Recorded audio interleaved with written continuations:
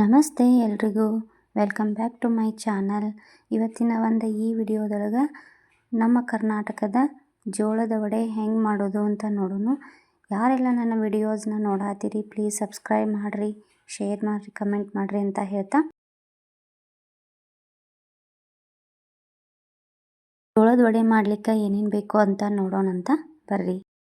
1 ಕಪ್ಪಿನಷ್ಟು ಗೋಧಿ ಹಿಟ್ಟು, 1 ಕಪ್ಪಿನಷ್ಟು ಜೋಳದ ಹಿಟ್ಟು, 4 ಟೀ ಸ್ಪೂನ್ ಅಕ್ಕಿ ಹಿಟ್ಟು, ಅರ್ಧ ಕಪ್ಪಿನಷ್ಟು ಕಡಲೆ ಹಿಟ್ಟು, ಚಿಟಿಗೆ ಅರಿಶಿನ, 1 ಟೇಬಲ್ ಸ್ಪೂನ್ನಷ್ಟು ಅಜ್ವಾನ, 1 ಟೇಬಲ್ ಸ್ಪೂನ್ನಷ್ಟು ಬಿಳಿ ಎಳ್ಳು, ರುಚಿಗೆ ತಕ್ಕಷ್ಟು ಉಪ್ಪು, ಸ್ವಲ್ಪ ಜೀರಿಗೆ ಹಾಕೋಬೇಕು.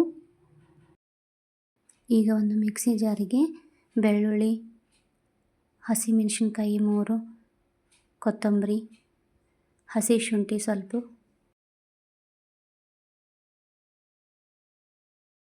ಈ ರೀತಿಯಾಗಿ ಇದನ್ನು ಮಿಕ್ಸಿಗೆ ಹಾಕ್ಕೊಂಡು ಪೇಸ್ಟ್ ಮಾಡ್ಕೋಬೇಕು. ಈಗ ಪೇಸ್ಟ್ ಮಾಡ್ಕೊಂಡಿದ್ದ ಮಸಾಲೆನ ಹಿಟ್ಟಿಗೆ ಹಾಕಿ ಚಪಾತಿ ಹಿಟ್ಟಿನ ಹದಕ್ಕೆ ಸ್ವಲ್ಪ ನೀರು ಹಾಕಿ ಕಲಿಸ್ಕೋಬೇಕು.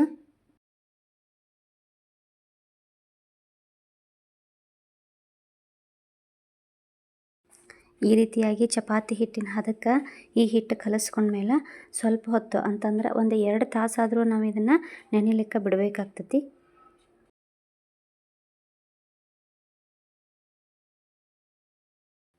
ಇವಾಗ ಒಂದು ಗ್ಲಾಸ್ ತೊಗೊಂಡು ಆ ಗ್ಲಾಸ್ಗೆ ಒಂದು ಬಿಳಿ ಅರಿಬಿನ ತೊಗೊಂಡು ಈ ರೀತಿಯಾಗಿ ನಾವು ಕಟ್ಕೋಬೇಕು.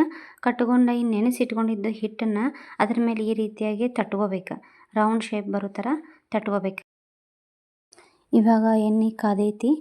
ಈ ನಾವೇನು ರೌಂಡ್ ಶೇಪ್ ಮಾಡ್ಕೊಂಡಿದ್ವಲ್ಲ ಹಿಟ್ಟು ಎರಡೂ ಕಡೆನೂ ಏನು ಮಾಡಬೇಕು, ಕಂದು ಬಣ್ಣ ಬರೋವರೆಗೂ ನಾವು ನೀಟಾಗಿ ಕರ್ಕೊಂಡ್ರೆ ನಮ್ಮ ಉತ್ತರ ಕರ್ನಾಟಕದ ಜೋಳದ ವಡೆ ರೆಡಿ ಆದವು.